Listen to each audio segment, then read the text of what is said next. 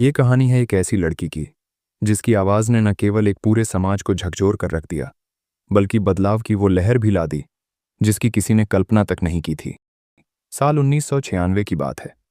उत्तर प्रदेश के एक छोटे से गांव सूरजनपुर की मिट्टी आज भी रूढ़ियों और सामाजिक अन्याय में जकड़ी हुई थी। लड़कियों के लिए शिक्षा हंसी का विषय था। उनकी दुनिया बस घर, चौका बर्तन और जल्दी शादी तक सीमित थी। लेकिन इसी गांव में जन्मी थी सावित्री। नाम तो आम था, लेकिन सपने सपने तो कुछ बड़े थे। सावित्री बचपन से ही अलग थी। जब बाकी लड़कियां गुड़ियों से खेलतीं, वह अपने पिता की पुरानी किताबें पढ़ा करती थी। उसके पिता मास्टर जी थे, पर एक दुर्घटना में उनकी मौत के बाद घर में अंधेरा छा गया था। माँ ने जैसे तैसे घर चलाया, लेकिन सावित्री की पढ़ाई, वो तो समाज के तानों में दब गई। लड़कियां क्या करेंगी पढ़ लिख कर?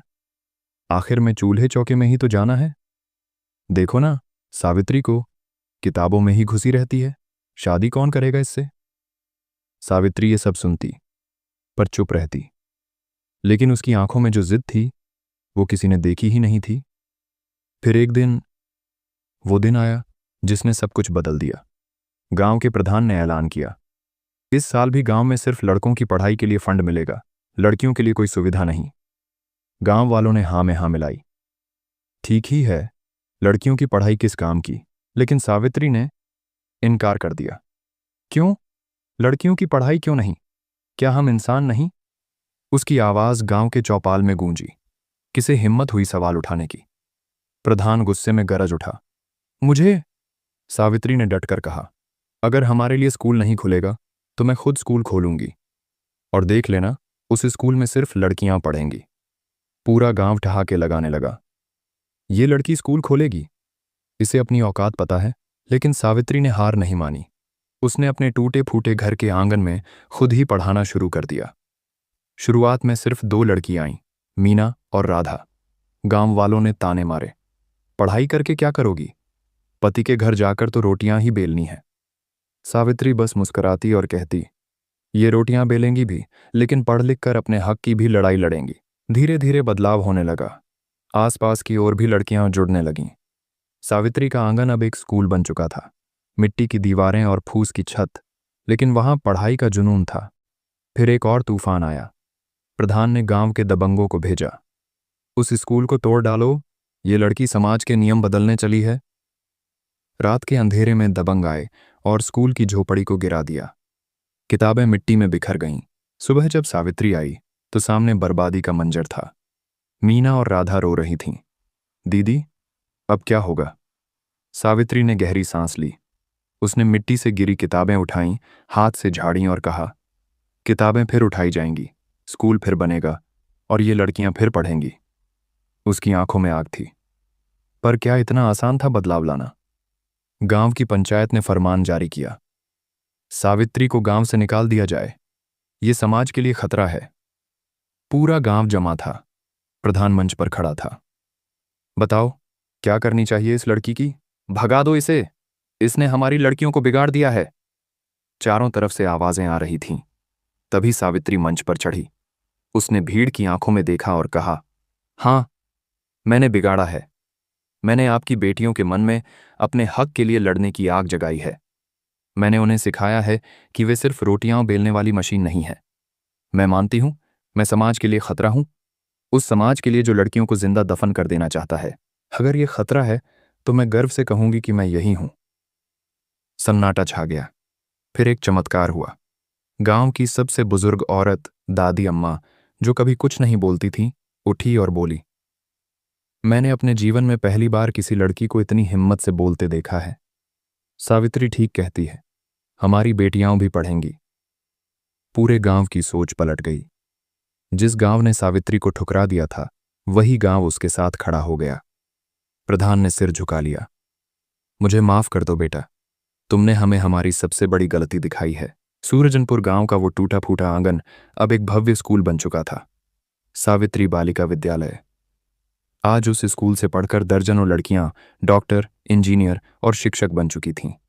सावित्री, जो कभी समाज के लिए खतरा मानी जाती थी, अब समाज की सबसे बड़ी प्रेरणा बन गई थी। लेकिन क्या यही अंत है? क्या सिर्फ एक गांव बदलने से पूरी सोच बदल जाएगी? क्या सावित्री की लड़ाई यहीं खत्म हो जाएगी? क्या आप भी जानना चाहते हैं कि आगे क्या हुआ? सावित्री बालिका विद्यालय की नींव ने गांव सूरजनपुर की सोच में गहरा बदलाव ला दिया था, लेकिन असली लड़ाई तो अभी बाकी थी। सावित्री जानती थी कि सिर्फ एक गांव को शिक्षित करके समाज की जड़ें नहीं हिलेंगी। पूरे देश में लाखों लड़कियां थीं, जिनकी जिंदगियां पितृसत्ता और असमानता की बेड़ियों में जकड़ी हुई थीं। क्या बस यहीं रुक जाना चाहिए? सावित्री ने खुद से पूछा। अब उसकी आंखों में सिर्फ अपने गांव की नहीं, बल्कि पूरे समाज की बेटियों के लिए लड़ने की आग थी। लेकिन रास्ता आसान नहीं था। जैसे ही सावित्री ने आसपास के गांवों में लड़कियों की पढ़ाई के लिए जागरूकता अभियान शुरू किया, विरोध की लहर फिर खड़ी हो गई। ये लड़की अपने गांव तक तो ठीक थी, अब हमें भी पाठ पढ़ाने चली है? लड़कियां पढ़ लिख कर बिगड़ जाएंगी, फिर कौन करेगा इनसे शादी? सावित्री को धमकियां मिलने लगीं। कई जगह सभाओं में उसे बोलने से रोका जाने लगा। पर इस बार वो अकेली नहीं थी। उसके साथ थीं वे सैकड़ों लड़कियां, जिनकी जिंदगी उसने बदल दी थी। मीना, राधा और सैकड़ों छात्राओं ने मिलकर एक आवाज बुलंद की, हम पढ़ेंगी, हम बढ़ेंगी, हमें हमारा हक चाहिए। सावित्री ने अपने आंदोलन को और मजबूत बनाने के लिए जिले के अधिकारियों से मिलने का फैसला किया। जब वह कलेक्ट्रेट पहुंची तो वहां भी तानों और उपेक्षा का सामना करना पड़ा। तुम कौन हो समाज सुधारने वाली? ये काम सरकार का है, तुम क्यों परेशान हो रही हो? सावित्री ने गहरी सांस ली और कहा, जब सरकार सो जाती है तब समाज को जगाना पड़ता है। उसकी आवाज में इतना दम था कि कमरे में बैठे सभी लोग चुप हो गए। फिर आया वो दिन जिसने इस आंदोलन को राष्ट्रीय पहचान दिला दी। सावित्री और उसकी टीम ने एक विशाल यात्रा शुरू की, शिक्षा का अधिकार यात्रा। इस यात्रा का उद्देश्य था ग्रामीण इलाकों की लड़कियों को उनके अधिकारों के प्रति जागरूक करना। जैसे जैसे यात्रा आगे बढ़ी, वैसे वैसे लोगों का समर्थन भी मिलने लगा। पर हर पड़ाव पर चुनौतियां खड़ी थीं। कुछ गांवों में उन्हें पत्थर मारे गए तो कहीं उनके पोस्टर फाड़ दिए गए। एक बार तो भीड़ ने सावित्री को घेर लिया और कहा, तू कौन होती है हमारी बेटियों के दिमाग भरने वाली? तेरे जैसे लोगों की वजह से ही समाज बिगड़ता है। लेकिन सावित्री रुकी नहीं। वो बस एक ही बात कहती रही, बेटियां पढ़ेंगी तो समाज बदलेगा। इस संघर्ष ने आखिरकार रंग लाना शुरू कर दिया। सावित्री की शिक्षा का अधिकार यात्रा जब राजधानी दिल्ली पहुंची तो मीडिया ने भी इसे कवर करना शुरू कर दिया। उसके विचारों और हिम्मत की गूंज संसद तक पहुंच गई। एक दिन उसे शिक्षा मंत्रालय से बुलावा आया। सरकार ग्रामीण बालिकाओं की शिक्षा के लिए एक नई योजना शुरू करना चाहती है। हम चाहते हैं कि आप इसकी ब्रांड एम्बेसडर बने। सावित्री को अपने कानों पर विश्वास नहीं हुआ। क्या सच में वो दिन आ गया है? लेकिन उसका जवाब साफ था, मैं एम्बेसडर तभी बनूंगी जब ये योजना सिर्फ कागजों पर नहीं, जमीन पर भी दिखेगी। भारत सरकार ने बालिका शिक्षा अभियान नाम से एक नई योजना की शुरुआत की, जिसका चेहरा बनी सावित्री। गांवों में लड़कियों के लिए स्कूल खोले गए, मुफ्त शिक्षा और छात्रवृत्ति योजनाओं की शुरुआत हुई। सावित्री के नाम पर स्थापित विद्यालय अब केवल सूरजनपुर तक सीमित नहीं थे। उत्तर प्रदेश के विभिन्न जिलों में सावित्री बालिका विद्यालय की शाखाएं खुलने लगीं। लेकिन क्या यही अंत है? क्या सरकारी योजनाओं और स्कूलों से समाज की सोच वाकई बदल जाएगी? क्या लड़कियों के खिलाफ भेदभाव एक ही आंदोलन से खत्म हो सकता है? सावित्री जानती थी, लड़ाई अब भी जारी है। फिर एक और झटका आया। बिहार के एक छोटे से गांव से खबर आई, वहां एक 13 साल की लड़की की शादी जबरदस्ती कर दी गई थी।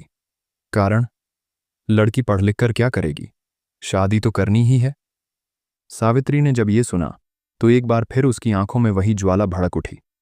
नहीं, ये लड़ाई यहीं खत्म नहीं होगी। सावित्री के आंदोलन की आग अब पूरे राज्य में फैल चुकी थी, लेकिन बिहार के उस छोटे गांव से आई खबर ने उसे फिर बेचैन कर दिया था। 13 साल की गुड्डी की जबरन शादी। क्या अब भी समाज नहीं बदला था? इतने संघर्ष, इतनी लड़ाई, और फिर भी सावित्री ने फैसला कर लिया, अब यह लड़ाई सिर्फ शिक्षा की नहीं, बल्कि बाल विवाह जैसी सामाजिक बुराइयों के खिलाफ भी होगी।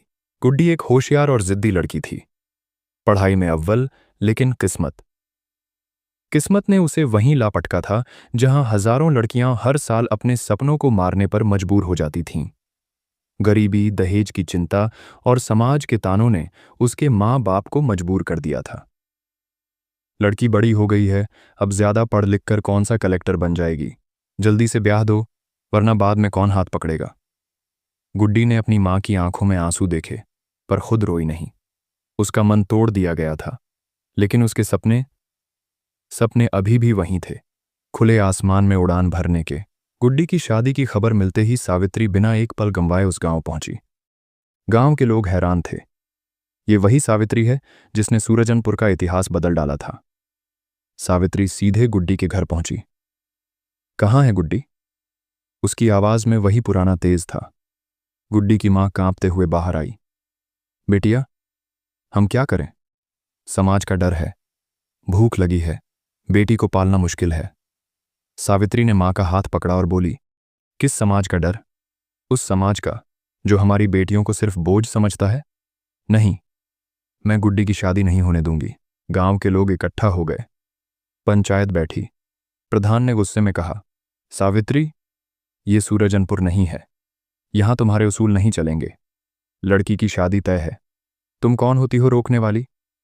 सावित्री ने प्रधान की आंखों में झांका और बोली, मैं वो हूं जिसने एक गांव की सोच बदली है, और मैं वहीं तक नहीं रुकूंगी।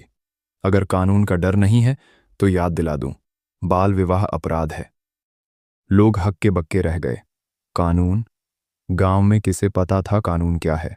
सावित्री ने तुरंत जिला अधिकारियों और बाल कल्याण समिति को बुलाया। पहली बार गांव ने देखा कि लड़कियों की पढ़ाई और उनके अधिकारों की बात इतनी गंभीर हो सकती है। प्रशासन आया, गुड्डी की शादी रुकवाई गई। गुड्डी की आंखों में पहली बार उम्मीद की चमक दिखी।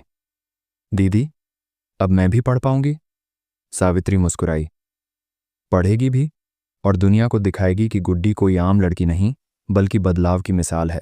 सावित्री ने गुड्डी को सूरजनपुर के सावित्री बालिका विद्यालय में दाखिल कराया।